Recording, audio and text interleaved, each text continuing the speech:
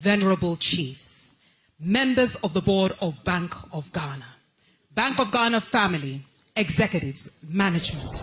My name is Anita Erskine, and it is an absolute honor to be standing here this morning at the beginning of the year 2026 to start the year on such a positive note. The Venerable Governor of the Bank of Ghana, here seated, ladies and gentlemen, has added his voice to the warm welcome of His Royal Majesty Otumfuo Osei Tutu II as a blessing of this powerful edifice. Ladies and gentlemen, it gives me great pleasure to hand over the microphone to the Acting Secretary of the Bank of Ghana. Please warmly welcome Ms. Kwashi, who will start off this August celebration and occasion with an introduction of the management, board of directors, and heads of department offices of the Bank of Ghana. Ladies and gentlemen, please warmly welcome Ms. Kwashi. Thank you very much. Thank you all. And a happy new year to us all. We are pleased to welcome you all to the Bank of Ghana. And I would like to introduce our side of the delegation.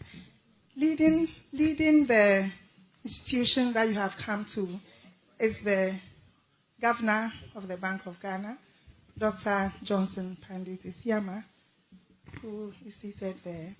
We have the first Deputy Governor, who is Dr. Zachary Mumuni, also seated to my far right.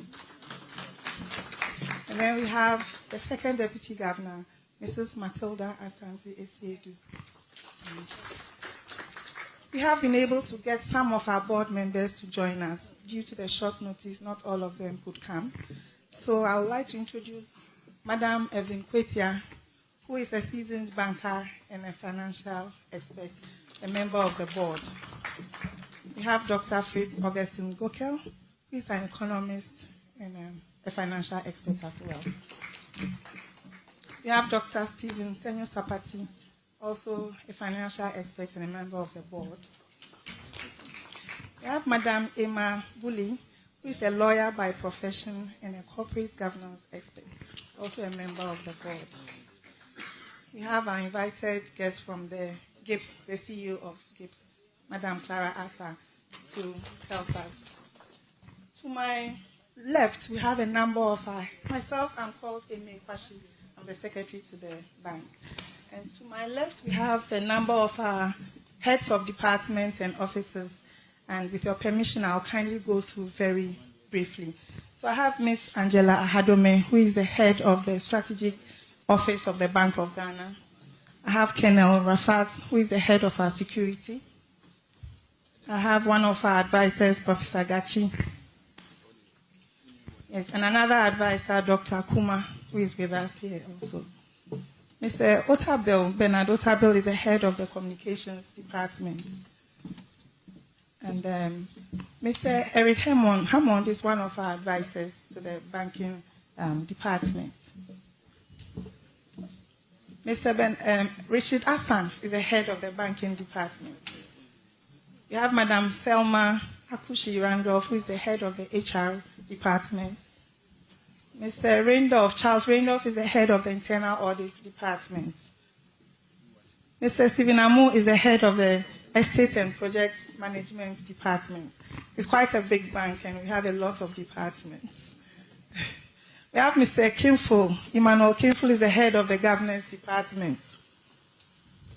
Mr. Dr. Philip Abradu Otu is the head of the research department. Mr. Desmond Agboga is the head of the other financial institutions supervision department.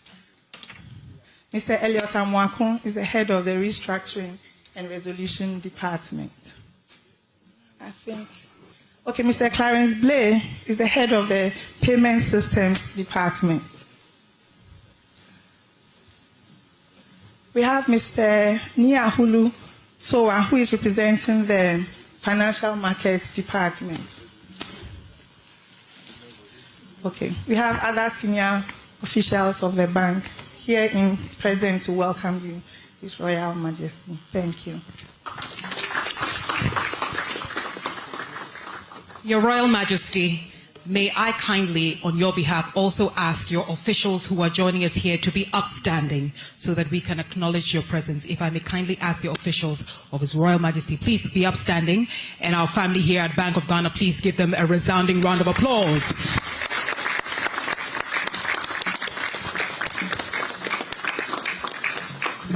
You may be seated. Ladies and gentlemen, this is an edifice, a home. This is a powerhouse, as some may describe it. But for every movement, there has to be a leader. At the high table, we have two outstanding leaders. One is a father, a grandfather, a leader par excellence. The other, I would like to call a brother because he's younger. Also quite an outstanding leader. So ladies and gentlemen, in front of you, we have the Venerable Governor of the Bank of Ghana, Dr. Johnson Pandit Esiama. Please give him a round of applause. And at this point, as we celebrate him, I would also like to hand over the floor to you, Dr. Esiama, to give us the official welcome remarks. Thank you very much.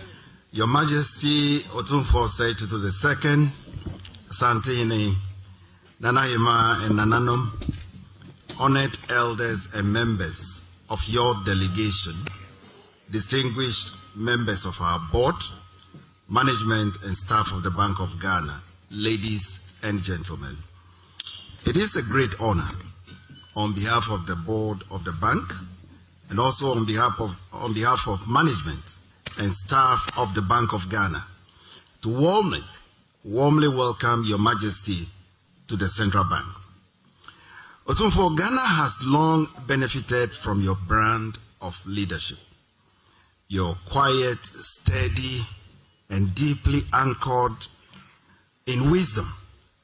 In moments of national tension, you have reminded us, Nana, that authority is not exercised through noise or fuss, but through balance, through restraint, and moral clarity.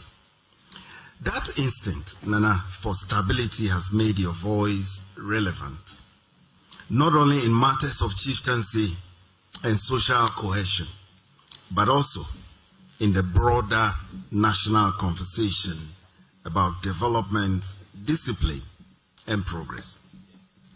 Nana, I recall very clearly the last time the board and management, including myself and the other two governors of the Bank of Ghana, we paid homage to Your Majesty at Menchia.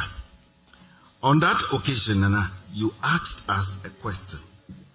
That question was so simple and profound. Nana, you observed that the cedi was appreciating at the time against the US dollar. And Nana, you asked whether that appreciation was sustainable. Nana, it was a legitimate question for us, one that went beyond the exchange rate itself to the deeper issue of credibility. It was a question that many Ghanaians were asking quietly at the time in their homes, in their shops, and in their offices. And we heard it all. They asked us, is this improvement real? Will it last? Nana, I am pleased to say that since then, since our visit to you, the underlying foundations of the economy have strengthened in important ways. Permit me to say just a few. Inflation, which is the first one, it stood at 23.8% in December 2024. Inflation has fallen sharply since then. By October this year, it got to as low as 8%, and by November, it got to 6.3%. This morning, we woke up to the news that for December, that is the end of last year, inflation got down to 5.4%.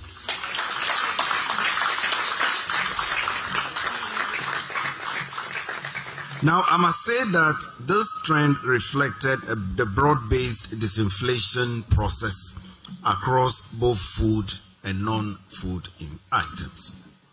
Certainly, Nana, these have not happened by accident. It is the result of sustained monetary discipline that we brought on board, the improved food supply conditions that existed throughout 2025. Our prayer is that this continues. And of course, the closer coordination across key policy institutions.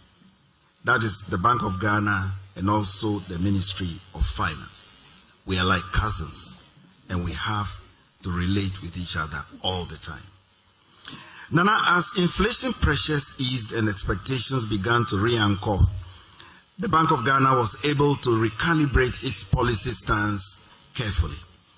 The monetary policy rate was reduced in steps since we came in, from 27% to 18% as at our last meeting in November last year, striking a balance between preserving hard-won disinflation gains and supporting a recovery in credit and economic activity.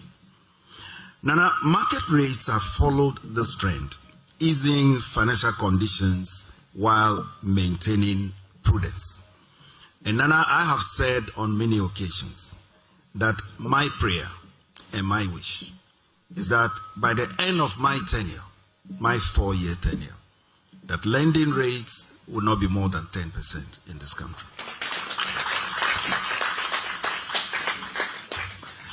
Nana, on the external front, buffers have also been rebuilt. Our gross international reserves, which is the variable we use to assess our resilience as a country. Our international reserves have risen to above $13.8 billion, and this is historic.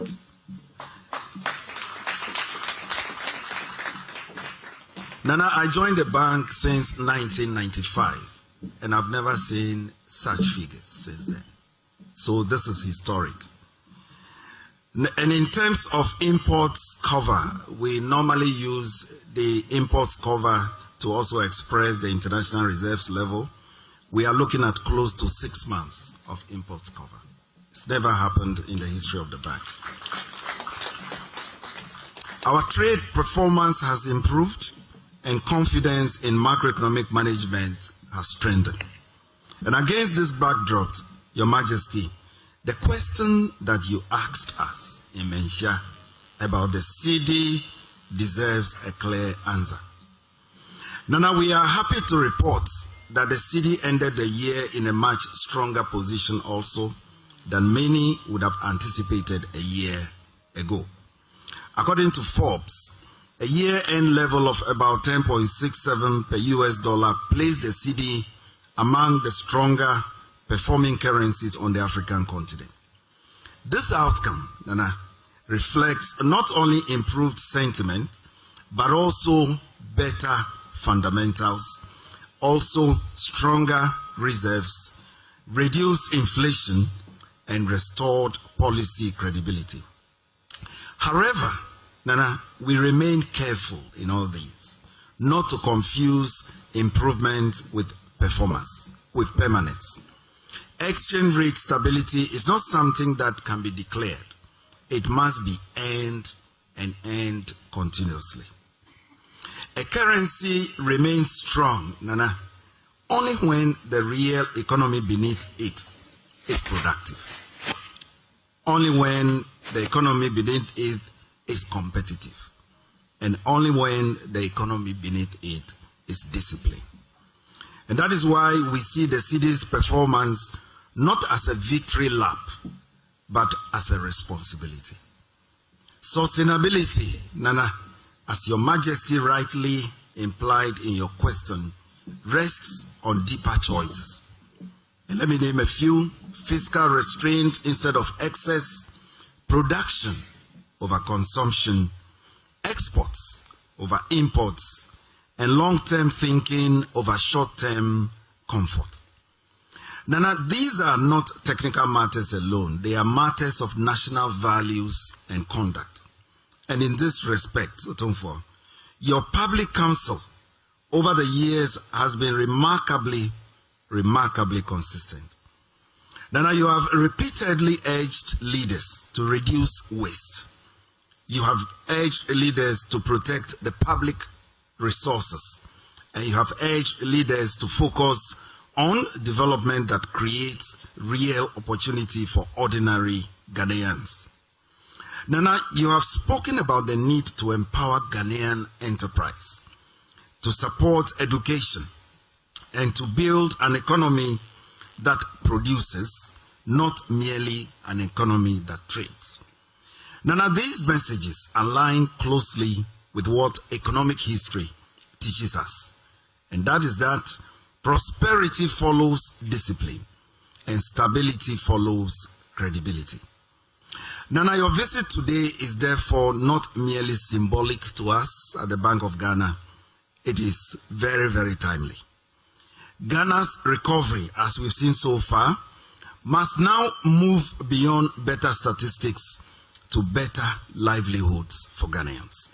It must translate into jobs for the youth, stronger local industry, affordable credits for enterprises, and that does not reignite inflation, and a financial system that supports enterprise and long-term investment. Nana, the Bank of Ghana is fully committed to playing its role firmly, independently, and professionally, so that the gains we are beginning to see will become durable and inclusive.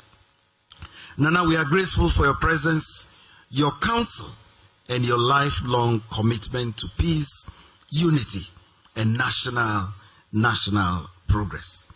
Nana, your leadership reminds us that stability, whether social or economic, is built patiently, protected deliberately, and sustained through collective responsibility. Akwaba Otumfo Medase.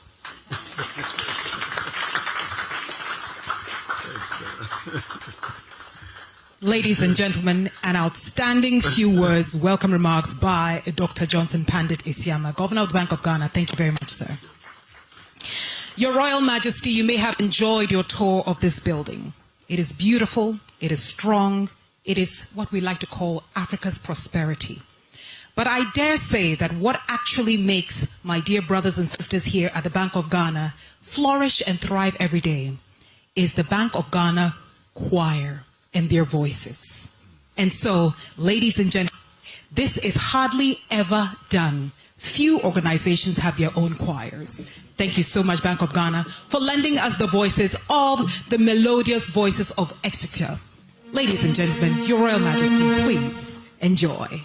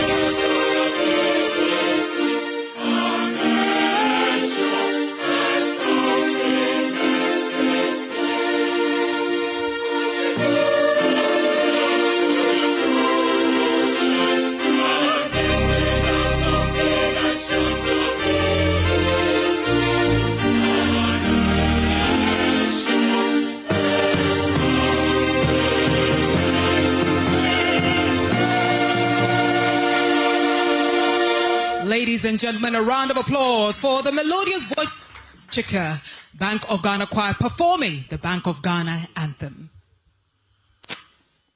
And now, it gives me great pleasure to hand over the floor to our super guest of honor. His Royal Majesty, Otumfuo Osei Tutu II, will now share his words. Ladies and gentlemen, please be upstanding and acknowledge his presence.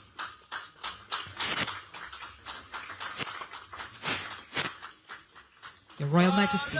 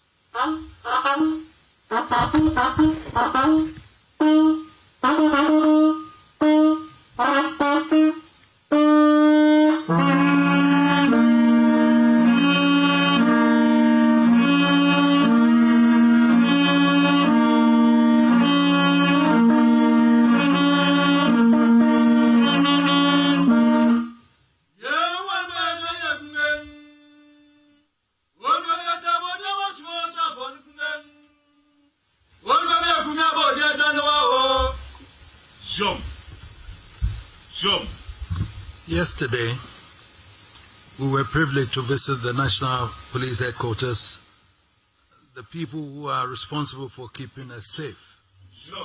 Today, it is our honor to be in the citadel of the great institution whose mandate ultimately determines whether we have shelter over our heads, food on the table, and are able to provide for the education of our children and healthcare for our families. That, in short, summarizes the remit of the Bank of Ghana. And we are grateful to our respected governor, my son here, who, when he became the second deputy governor, I held his hands, and he's now the governor here sitting in this chair. And his deputies and the management for the kind invitation for us to be here today. Hardly do I come to Accra, so I've been spoken to about Bank of Ghana building, but then I've not even entered or seen the edifice till today. So I thank you very much for honoring me with this invitation. We are honored to be received by the entire team, including the Monetary Policy Committee, and particularly grateful for the opportunity to inspect your sparkling, bright new edifice. As my daughter, Mrs. King, said, that it is such an edifice that you can't miss. And I realized that from the open air when I was walking there, I think when you walk in here, your brains will be there like that to work properly for me. It is truly a magnificent edifice, truly fully benefiting the authority and power of the institution and the spirit and energy of the nation. It is without doubt a monument to our generation which will endure through time, and I mince no words in applauding the bank for the courageous commitment to deliver. I hope, Governor, that it inspires your staff to raise their performance to a level befitting the new environment. Of course, I do not forget, Governor and the deputies and your team, that this is the Bank of Ghana. You see, I've come to the view that when the scientists tell us that the higher you go, the cooler it becomes, they do not include institutions like the Bank of Ghana. Because in my experience dealing with all the governors of the bank during our reign, it's been evident that in this hallowed environment, the heat that encases you at the top is such that not even the combined energies of all the manpower, no, the brain power at your disposal, can generate sufficient power to cool them down. It is not nearly as comfortable as all the trappings may suggest. And yet, it is a job that must be done, and done well. And we are always enthralled by the incredible dedication we see here. The level of expertise within these walls is second to none, and I can confidently declare my trust in the capacity of the able young brains I see today to help the bank fulfill its mandate. Of course, we have always been there to help them, to help bring temperature down when the heat threatens to overpower everyone. We have been on hand to help open doors, but at home, both at home and abroad. So we have come to our beautiful home to see and thank the brainpower managing our beloved city, to encourage you to continue in your dedicated service, and to reassure you that whenever you feel the need for a shoulder to cry on, the doors are open.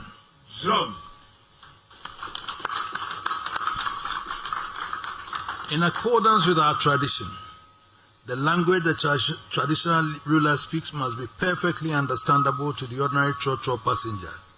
So when we speak of the mandate of the bank and the work you do, we do so without any pretentious jargons and simple layman's language, so that anyone from the ordinary person to the invested on can understand.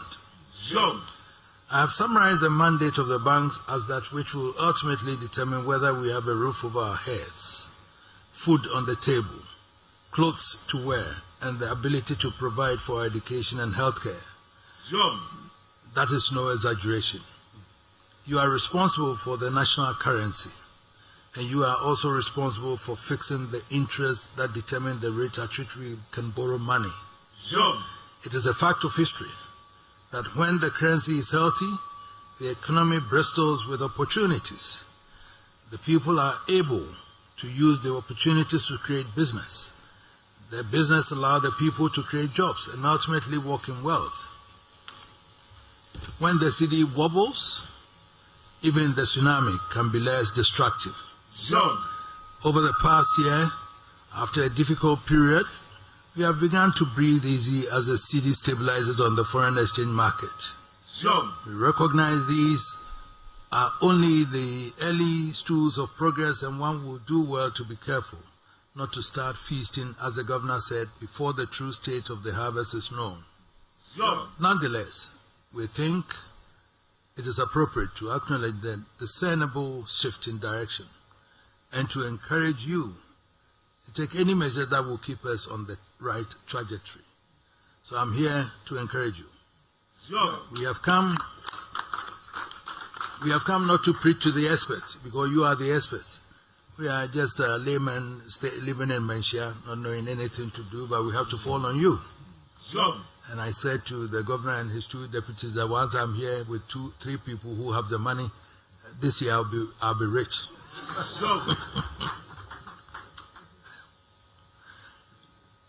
We have come not to preach to the experts, but to listen, and I thank the governor for the arrangements for a private session where we can exchange views on issues that must necessarily be heard behind closed doors.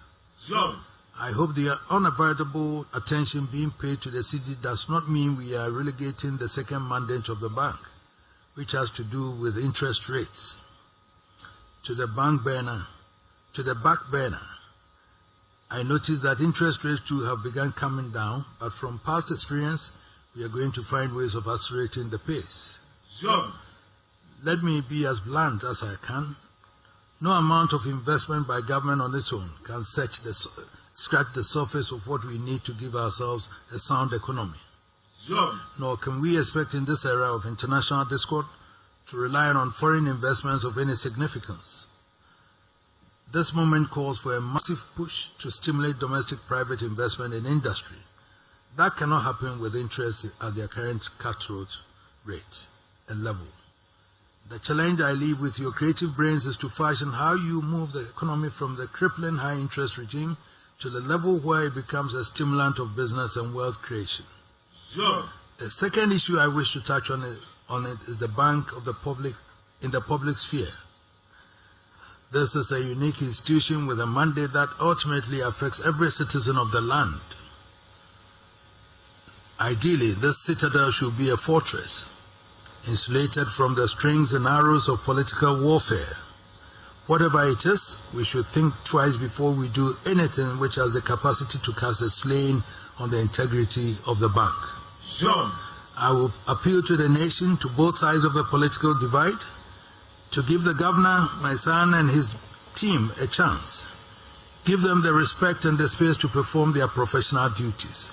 Support them along the right path and offer counsel as necessary for the good of the bank.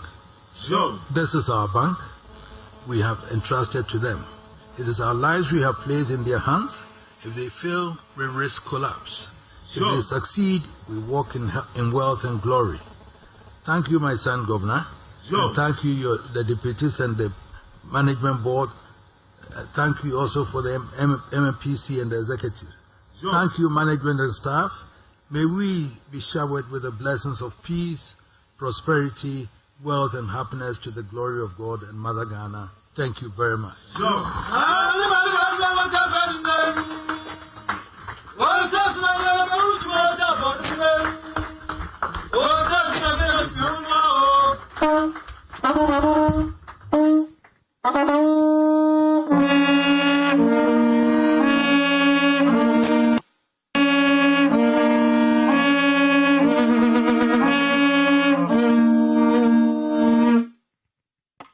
Your Royal Majesty, we thank you.